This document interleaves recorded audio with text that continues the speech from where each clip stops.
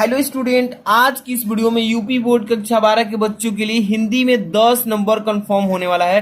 क्योंकि आज की इस वीडियो में एक ऐसा यानी 5 नंबर का यहाँ पे देख सकते हैं लेखक का जीवन परिचय जो कि बोर्ड एग्जाम में 100% पूछा जाएगा। और यहाँ पे आप देख सकते हैं यहाँ पे एक कवि का जीवन परिचय जो कि बोर्ड एग्जाम में 100% पूछे जाएंगे। अगर आप बोर्ड एग्जाम 2023 या फ्यूचर बोर्ड एग्जाम की तैयारी कर रहे हैं तो ये जो जीवन परिचय मैं बताने जा रहा हूँ आज की इस वीडियो में कंफर्म है कि 10 नंबर पक्का हो जाएगा। तो वीडियो को लाइक कर दीजिए, चैनल पे नए तो सब्सक्राइब कर लीजिए ऐसे ही सारे सब्जेक्ट की बेस्ट तैयारी के लिए। और चलिए आज की इस वीडियो में जो हम बताने जा रहे हैं आपके लिए एग्जाम के लिए काफी इंपॉर्टेंट है। तो देख सकते हैं ये जो क्वेश्चन आएगा ना आपका पेपर में प्रश्न संख्या 5 में रहेगा और 5 नंबर का क आएगा प्रश्न, जिसमें आपको एक लेखक का जीवन परिचय आता है और इस पर जीवन परिचय लिखेंगे तो इस पर आपको कितने नंबर, तो यहाँ पे 3 नंबर। और यहाँ पे देख लीजिए साहित्यिक परिचय लिखेंगे तो 2 नंबर। तो कंफर्म है क्या क्या चीजें इसमें आपको ध्यान रखना है, एक एक चीज इसमें हम सिखाएंगे और कैसे लिखेंगे साफ सुथरा तो आपको अच्छा नंबर मिलेगा। सबसे पहले आज की इस वीडियो में हम जीवन परिचय बताएंगे प्रोफेसर जी सुंदर रेड्डी जी का। ओके, इसमें प्रोफेसर जी सुंदर रेड्डी जी का यहाँ पे जीवन परिचय बताएंगे। लिखना कैसे है, सबसे पहले ऊपर लिख लेंगे जिसके जीवन परिचय आप लिख रहे हैं टॉपिक ऊपर लिखेंगे प्रोफेसर जी सुंदर रेड्डी, इतना तो आप सबको मालूम है। इसके बाद यहाँ पे जीवन परिचय हेडिंग डालेंगे, इनके जीवन परिचय लिखना है तो यहाँ पे लिखेंगे प्रोफेसर रेड्डी जी का जन्म सन 1919 में आंध्र प्रदेश में हुआ था। अब चीज एक ध्यान इसमें यह देना है कि देखिए इनका जन्म किस सन में हुआ था, उस सन को आप ब्लैक पेन से लिखिएगा ताकि एग्जामिनर जो है कॉपी चेक करता है उसका अट्रैक्टिव जो होगा ध्यान आपका इस जीवन परिचय पे जाएगा। और अच्छा से लिखे होंगे तो एक भी नंबर काटने की उसकी इच्छा ही नहीं होगी। तो यहाँ पे लिखेंगे प्रोफेसर रेड्डी जी का जन्म सन 1919 ईस्वी में आंध्र प्रदेश में हुआ था, इतना तो क्लियर आपको हो गया। इसके बाद आगे क्या लिखना है, इनकी प्रारंभिक शिक्षा, प्रारंभिक का मतलब होता है शुरुआती होता है, प्रारंभिक का मतलब शुरू में उनकी शिक्षा संस्कृत और तेलुगु में हुई थी। कौन सी भाषा से पढ़े थे, संस्कृत और तेलुगु से, ठीक है। और उच्च शिक्षा जो उच्च पढ़ी जाती है ना 10वीं 12वीं की परीक्षा दी जाती है, जैसे उच्च शिक्षा हिंदी में, उच्च शिक्षा किसमें, हिंदी में। और कई वर्षों तक थे, मतलब उन्होंने उच्च शिक्षा हिंदी में कई वर्षों तक पढ़ाई की और अच्छा प्रोग्रेस पर रहे। अब देखिए आंध्र विश्वविद्यालय के हिंदी विभाग के अध्यक्ष रहे, कहाँ क्या रह चुके हैं, आंध्र विश्वविद्यालय के हिंदी विभाग के अध्यक्ष भी रह चुके हैं। कौन, आपके प्रोफेसर जी सुंदर रेड्डी।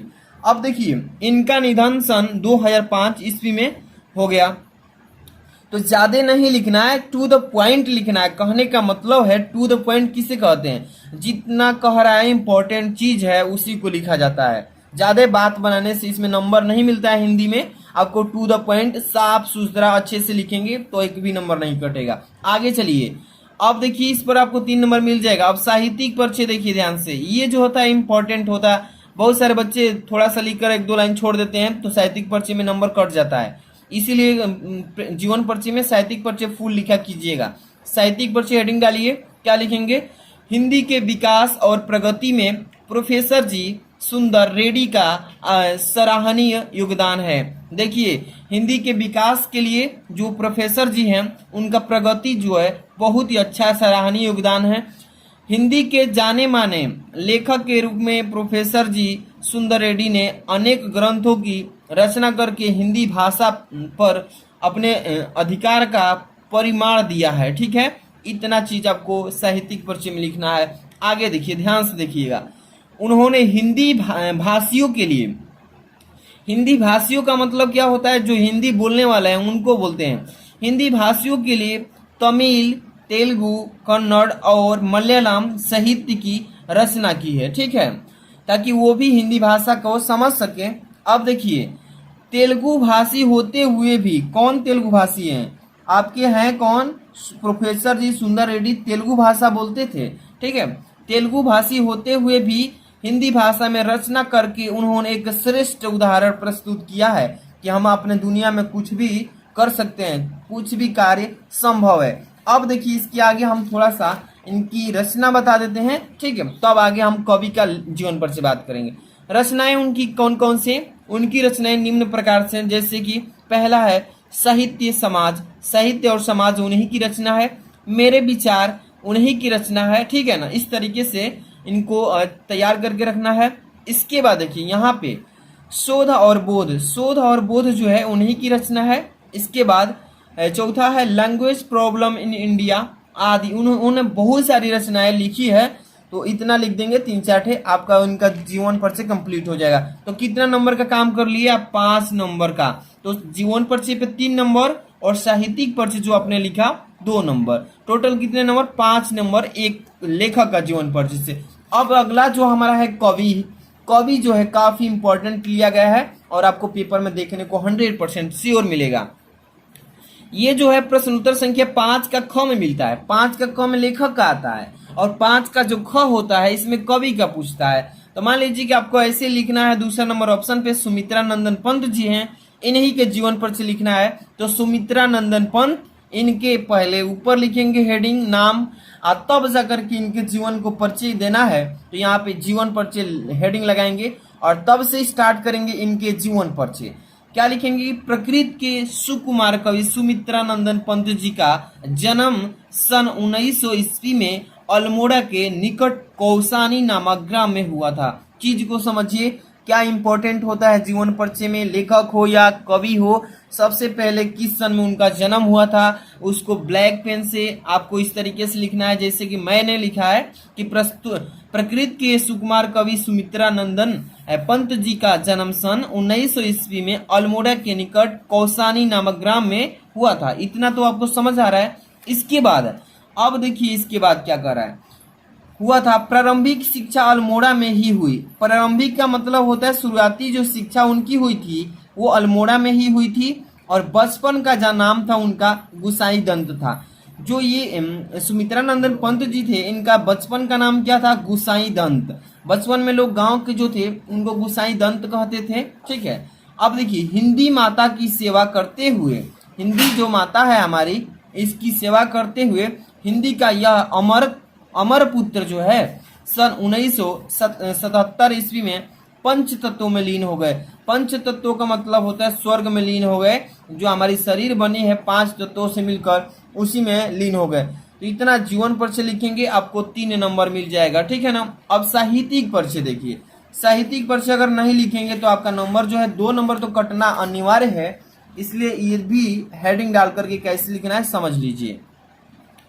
यहाँ पे देखिए साहित्यिक परिचय लिखेंगे कैसे, ध्यान समझिए एक चीज को कि सुमित्रा नंदन पंत जी की प्रथम कविता गिरजे का घंटा सन 1916 इसमें प्रकाशित हुई थी। देखिए सुमित्रा नंदन जो पंत जी थे ये प्रथम कविता, अपनी जो पहली कविता लिखे थे वो कौन सी? गिरजे का घंटा। गिरजे के घंटा उनकी एक कविता थी और वो कौन सी सन में प्रकाशित हुई थी? 1916 ईस्वी में। इसको उन्होंने लिखकर प्रकाशित कर दिया, चारों तरफ फैला दिया। अब देखिए तत्पश्चात मतलब होता है उसके ठीक बाद उनकी रचना आई कौन सी? इच्छावास। एक रचना किए उसका नाम क्या था? इच्छावास। एक और किए जिसका नाम था ग्रंथि, और सन 1920 में प्रकाशित किए थे इन दोनों को, एक इच्छावास को एक ग्रंथि को 1920 ईस्वी में प्रकाशित किए। साथ ही सन 1927 ईस्वी में कितने का अंतराल हो रहा है? देखिए 2020 में और एक के बार किए 2027 में। सन 1927 में वीणा ग्रंथ का भी यहाँ पर उन्होंने प्रकाशन किया। इसके बाद 1928 ईस्वी में पल्लव नामक कविता का प्रकाशन किया, संग्रह प्रकाशित किए। मतलब साथ में उनका जो क्रम था लगातार अपने काम पर फोकस करते जा रहे थे और लगातार हर एक वर्ष उन्होंने किताबें की रचना की, कविता लिखी, संग्रहालय प्रकाशित किया। तो बहुत सारा उन्होंने योगदान दिया साहित्य में। तो ये उनकी साहित्यिक योगदान में लिखेंगे। अब देखिए कुछ दिन तो कलाकार यानी कलंकाकर में ठहरे। कलंकाकर एक जगह है वहां पर ठहरे और पुनः प्रयागराज जो है हमारा इलाहाबाद, वहां पे पुनः प्रयाग आकर रूपमा नामक पत्रिका का भी संपादन कार्य संभाला। रूपमा नामक की एक पत्रिका थी और उस पत्रिका में उन्होंने संपादक का कार्य संभाला। अब देखिए काला और बूढ़ा चांद पर साहित्य अकादमी चिदम्बरम नामक कृति पर ज्ञानपीठ पुरस्कार प्राप्त किया। तो इन्होंने इतना बहुत बड़ा योगदान दिया है सुमित्रा नंदन पंत, जो कि आप देख सकते हैं इनकी जितने भी चीजें हैं अपने जीवन में साहित्यिक योगदान के रूप में लिखा है उसको यहाँ पे वर्णन किया गया है साहित्यिक परिचय में। अब इसके बाद उन्होंने कौन कौन सी रचनाएं लिखी हैं उसको थोड़ा सा लिख देंगे, ज्यादा भी नहीं लिखेंगे, कम लिखेंगे तो भी चल सकता है, ठीक है। तो ध्यान रखना है यहाँ पे प्रमुख कृतियां जो है उनकी निम्नलिखित है। पहला नंबर देखिए, जैसे कि पहला है लोकायतन, ये उन्हीं की कृति है। दूसरा जो है आपका वीणा है, जो कि सुमित्रानंदन ने इसकी कृतियां का रचना किया है। इसके बाद तीसरा है पल्लव। पल्लव अभी उन्होंने कौन से सन में किए थे, तो यहाँ पे अभी जो मैंने बताया है पल्लव के बारे में, ठीक है। तीसरा के बाद चौथा है गुंजन, गुंजन उन्हीं की कृति है। पांचवा जो है ग्रंथ है। तो ये सारे जो है साहित्यिक परिचय में लिखा गया था और उन्हीं रचनाओं को यहाँ पे थोड़ा सा लिख देंगे तो 2 नंबर मिल जाएगा।